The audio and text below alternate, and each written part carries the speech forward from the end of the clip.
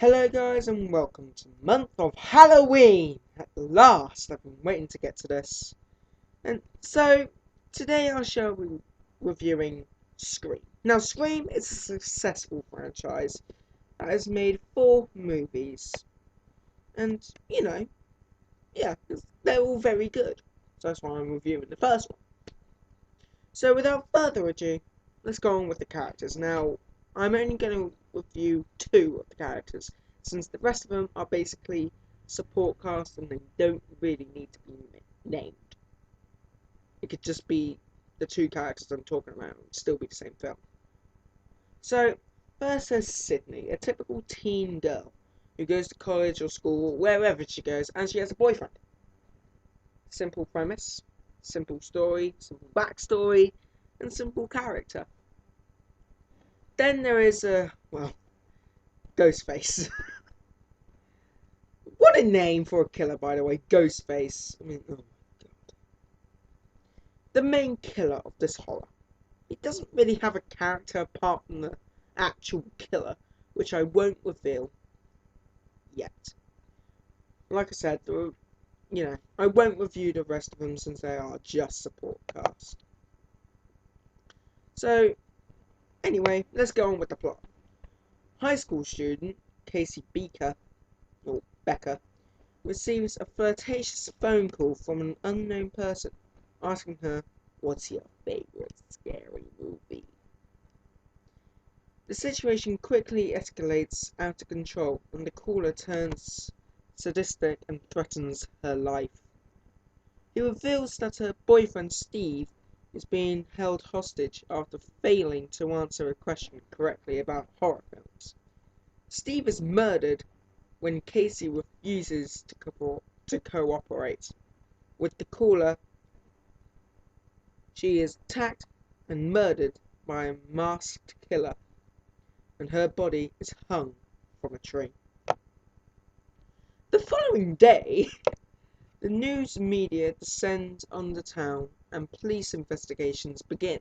Meanwhile, Sydney Prescott struggles with her impending 1-year anniversary of her mother's murder by Cotton Weary. While waiting at home for her friend Tatum Riley, Sydney receives a threatening phone call. After she hangs up, she is attacked by the killer. Sydney's boyfriend, Billy Loomis, arrives and offers support. But after he drops his cell phone, Sydney suspects him after making the call. She flees, Billy is arrested, and Tatum takes Sydney to her house. Billy is released the next day. Suspicion is shifted to Sydney's father, Neil Prescott, as the calls have been traced to his phone. School is suspended in the wake of the murders, and the students have a party to celebrate the school closure. The party is attended by Sydney, Tatum, and their friend Randy Meeks, and several other students. Reporter Gail Weathers attends uninvited to cover the situation as she suspects a killer to strike. Deputy Sheriff Dewey Riley, also looks out for murder at the party. Fair enough. That's fair enough. Tatum was killed during the party after having her head crushed by a garage door. Sorry, I'm stumbling over my words today. Billy arrives to speak to someone. My computer just died. Billy arrives to speak to Sydney privately, and the two ultimately consummate their relationship. Dewey and Gail investigate a nearby abandoned car. Many party attendees are drawn away after hearing news of Himbury's death. Randy, Sydney, Billy and Stu, and Gail's cameraman Kenny remain. After having sex, Sydney and Billy are attacked by the killer, who seemingly murders Billy. Sydney flees. Girl and Dewey, having discovered the car's belongings to Neil Prescott, return to the house. They believe Neil is the killer and has come to the party to continue his spree.